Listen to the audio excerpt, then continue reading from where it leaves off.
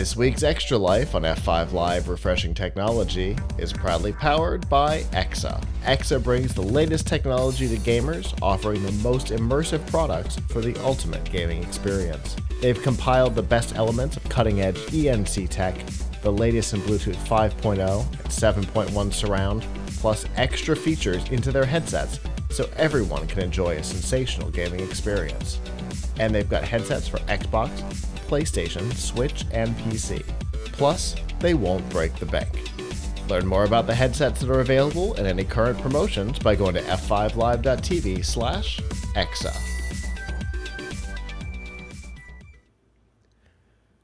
This week, Microsoft and Bethesda had what they called the developer underscore direct. We will ignore the underscore for the rest of the segment. The event was a pre-recorded, hands-on with originally supposed to be 4 titles, but in the intro to the event, they scratched out the 4 and wrote 5. The whole thing appeared to be done in a design software, like a collaborative design software, which for a software engineer was a lot of fun to watch. But if you're not an engineer, you may not have recognized at all what the UI of the event was based on. But so they ended up showing off 5 games. There were 2 that stuck out to me, but more than that, what stuck out to me was I finally know who Xbox is. I think everybody knows who Nintendo is, right? Nintendo makes cutesy games with bright colors and happy music. Mario Brothers, Smash Brothers, Legend of Zelda, very colorful games, oftentimes very upbeat music. Even the downbeat music is still generally happy sounding. PlayStation, third-person open world games, Last of Us and God of War, and all very similar. They've got RPG elements to them, but they're mostly open world. You can follow the story or you can ditch it and go somewhere else. Microsoft has always eluded me, and I realized that that was the point. Alante and I had a conversation the other night after the Direct. Microsoft is the diversity platform. There's a little bit of everything, including from first-party studios. There's you never quite know. Halo and Sea of Thieves, both first-party titles, very different games. And this showcase probably illustrated it better than anything that I've seen from them. Because, you know, E3, here's some first-party titles, here's some third-party titles, here's a bunch of stuff. Meh. But I think this really illustrated it because there was racing, there was an FPS, there was a real-time strategy, there was whatever the hell Hi-Fi Rush is. I don't know that you can put that one in a box. And like, that's the one that I kind of want to talk about. Yes, Minecraft Legends. If you're a long-time listener or viewer, you know, couldn't care about Minecraft. I have never been able to bring myself to care as many times as I've tried. The Minecraft AR game was kind of interesting for the like hour and a half Microsoft let that one survive. But Minecraft Legends, particularly the PvP, has sold me. It's Warcraft 2 with randomized environments. Totally in. Wasn't expecting them to sell me on Minecraft at this event. But we've seen Minecraft. The PvP was some new information. We've seen the Minecraft Legends. Hi-Fi Rush, though. This was the scratch out the 4, and there's actually 5 games. It leaked a couple hours early, but most people skipped the leak because they wanted the surprise. And even if you saw the leak, There was no way of understanding it until the direct. It is, I don't know. It's a bright and colorful, kind of 2.5D, seemingly hand-drawn game that's a slasher game, but it's also a rhythm game. I'm in. I wasn't expecting it because the like hack and slash type game generally not my thing. But I'm in on this thing. You can hear and feel the rhythm of the world. And so you actually fight to the rhythm of the soundtrack, and the soundtrack changes based on how on rhythm you are. What? This is a wild game, and I cannot imagine any other place where this game would possibly have success other than Xbox. I can't see it on Nintendo because it's too unique. I can't see it on PlayStation because I think it's out of their target demo. It could have released only on PC, I suppose, but I think Sunset Overdrive proved that Xbox is the place for some weird stuff. Yeah, sure. And I love that. Yeah, I mean, I think Xbox is the platform for people who, maybe they are PC gamers and they want something they can use in the living room, or they don't want to spend the money on an expensive gaming PC, because it has the breadth of content that you get on a gaming PC. And there's so much cross compatibility because of Microsoft and the Xbox software built into Windows. So, and the fact that the Xbox operating system is based on Windows 10/11, that helps too. Yeah, yeah, exactly. So sure. I'm of a split mind about Minecraft Legends. My son is super excited about it because he's a big Minecraft player. Sure. We really enjoyed playing Minecraft Dungeons, which was another spin-off of Minecraft. Yeah. Was that the one from Telltale? I think so. So it has it does play a lot like sort of a Lego style game almost. Yeah, like that's you've the got one from sort Telltale.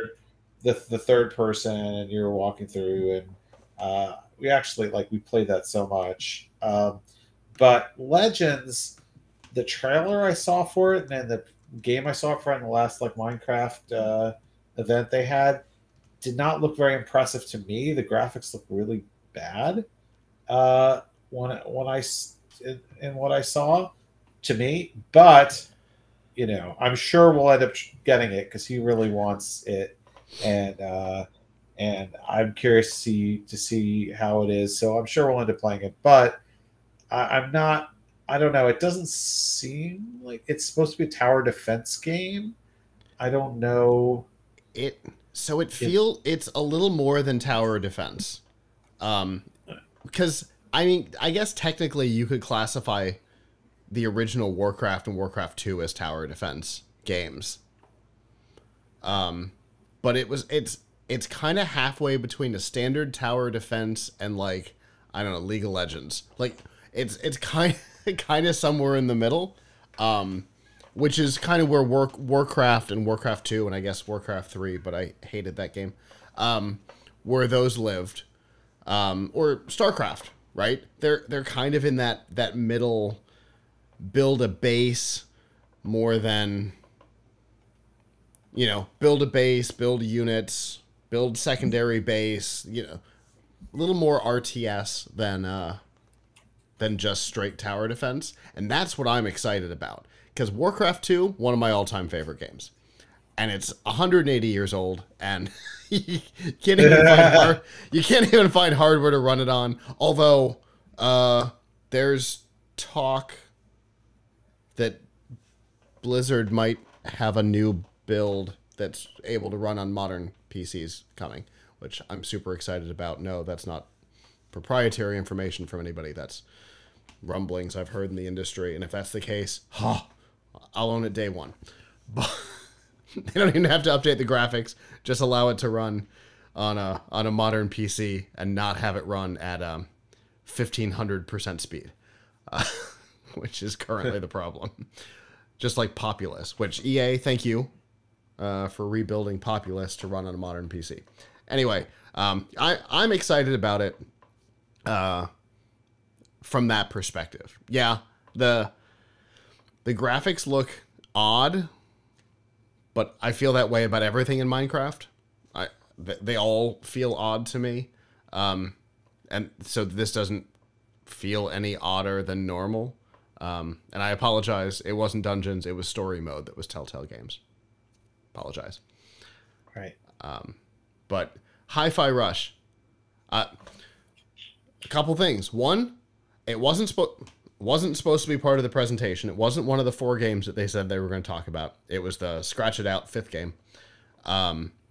And it launched a couple hours after the Direct.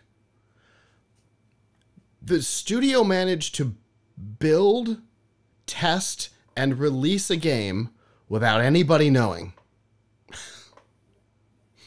And it's not a tiny game. Like, it's a serious AAA title. They managed to do the entire thing without anybody knowing until about 3 hours before the Direct happened, when the first leak came out. Which, massively impressive in my book. I have not had a chance to play it yet. Yes, it's out there. Yes, it's been out there since like Wednesday. But unfortunately, my life is owned by CES until all the videos are published. So I don't know if I'm going to get a chance to play it for a while, but it looks fascinating. Plus, GoldenEye came out for Xbox this week. Unrelated to this, but so I guess it's not unrelated to this, right? It's not part of the Direct, but it is related because that's another weird game. It was a Nintendo 64 title, which was an odd choice for a launch partner because it didn't really make sense on the Nintendo 64. And a couple of months ago, there was a code leak that there was an Xbox 360 version that was complete, and they scrapped it because I guess the studio was about to go belly up or something. So the game ended up getting scrapped. The software was complete. The game was done, and they didn't release it because I think it was the studio went belly up. Everybody got fired. The studio shut down. The game never came out. The code somehow leaked online as a fully compilable and runnable game. And people got excited, and I guess they went back to the drawing board and said, hey, Microsoft, we'd like to bring this out.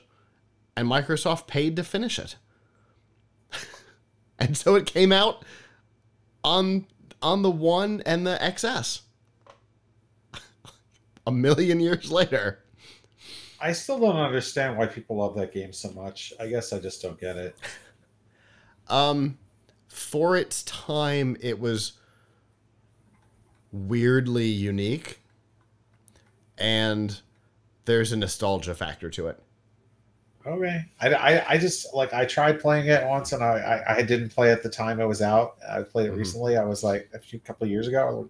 Yeah. Okay, so I guess this was good for the day. I don't know why people are so excited about it now. One of my favorite commentators likes to say that nostalgia is history after a few beers. And there's probably a lot of that involved here. I haven't gotten a chance to play that either. But I'm gonna. Both games are on Game Pass too. On top of it all, both games are on Game Pass, which I think kind of seals the deal on Game Pass for me. That it's still a great deal. I know in 2022, it was not. There was a lot of question about, because Microsoft wasn't coming out with anything. Nothing, it was old stuff that was going to Game Pass for the most part, because there were no first-party exciting titles. There were no third-party exciting exclusives. So there just wasn't a whole lot going to Game Pass. But those 5 plus GoldenEye,